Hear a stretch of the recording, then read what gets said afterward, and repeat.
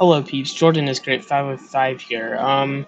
So it's been officially 3 years, and now Five Nights at Chicas is finally done. And yeah, so I seem a lot of people are enjoying the game, and I'm glad that's the case, and I thought I'd take a second to make some videos about the game explaining the lore and other secrets of it. And I don't know, I just wanted to explain the stuff for people, try and make videos on the game, and try and see if this can work out. So, many of you may have been wondering, what is the story of the game? What is the Chicas Party World Massacre? What is all this stuff? Well, to understand all of this, we must go to the start. In 1979, William goes to Henry to ask for a business proposition. William wants to test out his Funtime animatronics, as he usually Henry was the one who usually made the animatronics.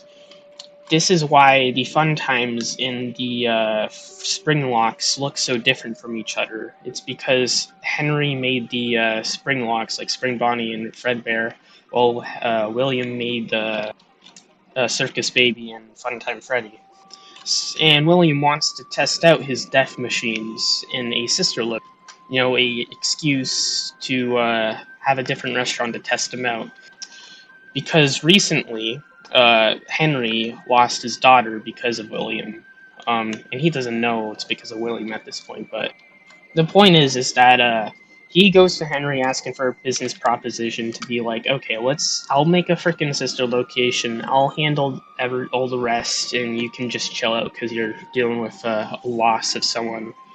So Henry accepts the offer reluctantly because they're getting the offer from abusing the new business startup pack. So the restaurant starts, and it's going great for a year. The Springlock animatronics, the Springlock Chica, Springlock Circus Clown, and Springlock Funtime Foxy, it goes great, and their slogan is "Laugh Out Loud." It's making a lot of money back. It's definitely a bounce back in the 1980s for Afton Robotics. But what happens? What causes tragedy to strike? A person from the Dilraj Times newspaper, Gordon Stephen, comes to William telling him that the public is losing interest in his restaurant because the animatronics are just not colorful enough, and they're just not advanced enough, apparently. Obviously, William doesn't understand this because it just seems like bullshit, but he takes his word anyways because, he's the news guy, and, William has deaf robots to make. So work begins on a new Funtime Chica to replace Springlock Chica. So William and his crew work on it, and it's being worked on. The progress is going great. One of the most advanced animatronics. However, it wasn't exactly finished, though, because halfway through the production, there was a birthday party going on, and the animatronic actually got stable power to get to it.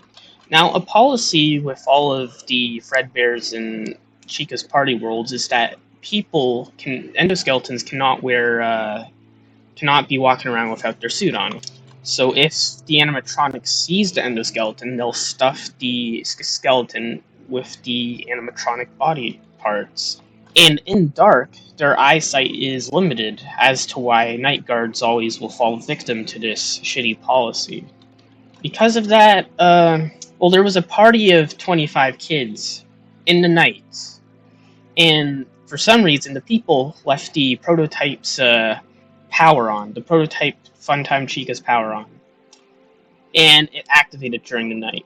And what made matters worse is its optics weren't really the best either. So it got out, it stuffed all the kids and the adults into the Springlock Funtime Chica suits, causing the Chica's Party World Massacre, all due to negligence and not caring. Not only did it just stuff the Springlock animatronics, it also got possessed by the dead souls of all these children and adults. Their remnant all merged into one being, and one being that was filled with hatred and anger, that they just got killed over a lack of care and policy negligence. They wanted everyone else to feel the same pain as them, so they possessed the prototype Chica, now known as the Paradigm, as it was now the tool of destruction for the souls. So she puts the souls of these dead people, the remnant, into the other animatronics. Then 6 a.m. strikes. The morning crew comes home to a tragedy, calls the police, and the Chicas Party World massacre happens. It seems like either way, Gordon Stephen was going to get his story about Chicas Party World. Now the restaurant was just going to be used as the punching bag for the media over this horrible massacre. Throughout 1981 and a little bit of 1982, some incidents happen where the animatronics actually go out of the restaurant to hunt down people affiliated with the restaurant to kill them and to throw them in the blast pit. The Afton Robotics blast pit is where the spring-locked victims were all thrown into because they didn't want to report the deaths at first. And instead of having a proper funeral, William just told them to throw all the bodies into the Afton Robotics blast pit. So the workers do that, and then they get pushed in by the Paradigm Chica. As now the souls had a place to rest, to prepare, they told the Paradigm Chica to go out, get them more souls, and to also build them a new body, build them a way to traverse, to add more people to their collective.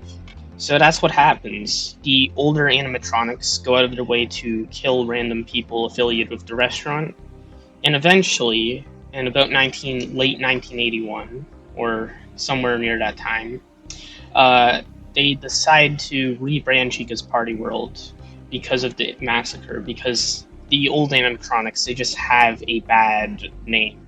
So the next Funtime Chica was made. Most of the old animatronics were dismantled and thrown away, with Springlock Chica in particular having her complete body, except for her head, completely dismantled. Now, mostly, the only people that went missing every week, especially during the August of the summers, was the night guards on night 6, usually Saturday. This is because Prototype Chica, or Paradigm as she's known now, is now inside the parts and service in the backstage. So in the year 1982, in the summer, a random guy decides, okay, let's go to this restaurant, let's take the job as a security guard, and that's where you come in the gameplay. Throughout the nights, you can find different notes hinting at the mechanics of animatronics and some of the future story beats in the past of the restaurant. Something that's worth noting too is throughout nights 1 to 3, you can see progressively how the Springlock Chica, she's slowly rebuilding herself inside parts and service by connecting to the endoskeleton of the Funtime Chica, because the animatronics can sync themselves to other endoskeletons as a part of the transfer and merge. Now, the animatronics weren't the only things that got possessed. The arcade games also got possessed. And these arcade machines would put memories of Remnant into them, which causes the flashback scenes to be possible or to happen, because you're literally seeing the memories of the victims who got killed by the animatronics, or the perspective of the animatronics themselves, sometimes in stylized ways. So because of that, those arcade machines are going to be recalled at the weekend. But it's important to note that's how they can also spread to other electronics and other machines, to the point where they can go into retro games and completely change them. Now, despite not being really contracted to be on the weekend shift, the night guard you play as decides, okay, I did pretty good and I want some extra money, so I'll go for the Saturday. And that's when all hell breaks loose. This can lead to 2 endings. Now, if you beat the night normally, you'll get the Employee of the Month ending. You're pretty much now the security guard, but Now you have to spend every single day of your life fending off the same animatronics in the same order, over and over, and the stress is so much to bear. Or you can get the canon ending. If you decide, okay, I'm not going to deal with the prototype Chica that's coming out, then I'm just going to go to the backstage where she came from to figure out what's going on here. She'll jump scare you. Now, instead of killing you like instantly, she decides, oh yeah, let's me bring you to Afton Robotics. But at this point, the use for the prototype Paradigm Chica is not really useful at this point because the blast pit has enough souls and it has enough endoskeletons to have merged into its new being. So when she brings you to the blast pit, she stops for a bit and just is programmed to go back to the blast pit because she was given a new order. You aren't really needed there, but you decide to follow her and investigate, to which you find in the blast pit's glass a monster cocooning up, being ready to be unleashed on the world. This is the monster of all the souls and all the endoskeletons combined. You go over to the control panel to see maybe if I can, take care of this. This building is slowly falling apart. And the paradigm tries to jump scare you before the blast pit devours her, adding her to the mass that is.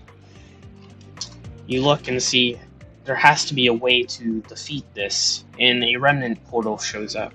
So you go through it. You have to enter all the key codes of 1980 to take care of the blast pit, to reactivate the controls to burn it for good. After all the internal controls are ready and primed, you get teleported right back up to the control panel and you press the button, and then the blast pit burns the caterpillar that was created from all the bodies. The blast pit itself, I guess you can say. All the souls were freed, and now people could rest. Your character is awarded graciously by Afton Robotics and told to shut the fuck up because if you don't frickin' shut up, we're gonna kill you because you frickin' saw some shit you weren't supposed to see. So that's what happens. He lives happily ever after with his Megalodon, and the news reports about it. Now, some of you may be wondering, how are there remnant portals? Why is the code 1980 out of all things? And that's simply all because the souls themselves, some of them don't agree with being in this mass of collective hive minds, so some of them are actually creating those portals and changing the codes and the technology to help you out to try and burn it for good. I didn't explain this in game, and I'm sorry that I didn't. I just, I didn't really have a good way to explain it, to be honest. I'm sorry about that, but yet again, I'm here to explain this all to you, so. Yeah. But I will say a lot of this is in the game, which is why you see a lot of footage from the game, because this stuff is exactly hinted at the game, and it's, you can put it all together. You don't have to read a book to understand it. But anyways, after the events of this game, Chica's Party World kind of stays fine. Fredbear's goes into controversy with the 80s. Eventually, the Funtime animatronics, and due to the losses of the entire company of Fazbear Entertainment, they're unable to keep supporting the Funtime animatronics. Though they did manage to get Funtime Bonnie for a bit in with the merge. But in the 90s, they eventually had to replace the Funtimes with more older versions of the animatronics. And this is the vintage Chica's Party World. This version was focused more on quantity over quality. A lot of the animatronics there were more, classic, shall we say. They're vintage. That's why it's called a vintage location. You'll see so many mixtures of old and new assets in this restaurant because they kind of just had to put everything together to see what works. This is actually something you can see in real animatronic restaurants where they'll actually use some posters and some cutouts from the past locations because They just can't get the new stuff, or there is no new stuff. But some of the new animatronics they introduced here were pretty interesting, as they recolored Foxy to be Lolbit and Tangle. They also found Spring Chica from the new Fredbear's restaurant, completely unwithered, but there was always something wrong with her eyes being very able to be destroyed by cameras. And also, she couldn't move her legs, they only could move on wheels. And there was also the Showtime baby they found, and because they didn't have the lower half, they just attached a Felix the Shark tail to it and called it a mermaid. Everything about this restaurant was just a last-ditch effort to gain popularity, as to why a lot of people don't remember it. So in 2001, or during the 2000s, I should say, they eventually decided to close off the location because they didn't want to demolish it or anything, because they might have used it for something in the future, but they just left everything to rot. Now, some of you may wonder what happened to the Funtime animatronics. They were just kept in the parts and service room, which was walled off, and they were just left there to rot. So when the location itself was unmaintained and it was slowly structurally falling apart, a lot of the they eventually got out. The vintage animatronics got crushed by all the debris and damage as they were left to rot. So the Funtime animatronics managed to get out, and they were still able to wander, but people came into the restaurant, and because they couldn't really salvage these Funtime animatronics because of how, they're just damaged, they're just not good to sell, people just vandalized them for fun, which is why some of their damages aren't natural, and, why Ennard's missing a frickin' eye, because he got shot in the head. And some of the damages are natural, though, but a lot of it wasn't. So over time, they just were kind of left to rot. And in 2005, Afton Robotics wanted to try and revitalize the brand, as since the 90s, Freddy Fazbear's was shut down. They wanted to try and start new with Chica's Party Land, as the only remnants of anything related to Fazbear were just select retailers who decided not to go with the foreclosure. So, and also because William is dead, there's new people at the helm of Afton Robotics. So, a team decides to go back to one of the old locations, the Chicas Party World Miami, in 2005, and collect data of these animatronics. This lasts for about a year, because they go for 2005 and 2006. After they collected most of the data to 2005, the winter starts, and during the winter, a lot of the animatronics got heavily damaged. Their colors started to fade away. They just got really more withered, lost a lot of more parts, and the mermaid baby came out of nowhere. For some reason, it has a claw, which is also theorized to also just be an addition from vandalizers, but she was living inside the hydro systems of the restaurant. Eventually, the guy who's collecting the data there survives, gets back home with all the data. They use it to try and reconstruct some new molds with 3D printing. And they go back to the restaurant in 2006. Most of the animatronics are completely disabled from the storms of the winter, and they work on getting all these animatronics out after recording VHS tapes logging all the damages. Back at Afton Robotics, one of the workers there goes over some of the predictions. Because they don't really have an exact coloration of Funtime Chica, they go with the promo art version because they just assume that's probably the best version to go with. They don't have a proper hand replacement for Lolbit, so they just give her a bonnet on her hand. And for a circus clown, they couldn't recover the actual one that was at the restaurant, so they collect the failed rebrand attempt, because they were initially going to make another one, but they thought it was too creepy, and it was kind of left to rot in 1980. and now it's actually going to be used for something. And the plans for Chica's Party Land to be on Guntown Mountain starts. But when they look deep into the Afton Robotics blast pit, they find something.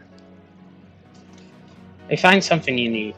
As they wanted to do all research on Chica's Party World, they heard about this incident, and since they had access to the blast pit, they decided to disable it to see. Let's go down there and see if any remnants of what happened. And that's when they found the discarded corpse of the Paradigm. Instead of using her to be Chica, they decide that it's better to make her into a new character, as they're also revitalizing the whole caterpillar idea, as that's what the blast pit monster really was. They decide to make a butterfly animatronic to be one of the new stars of Chica's Party Land, and that will start that'll be the start of Five Nights at Chica's too. Now, on an unrelated note, there's also the 2024 Super Chicas Party World.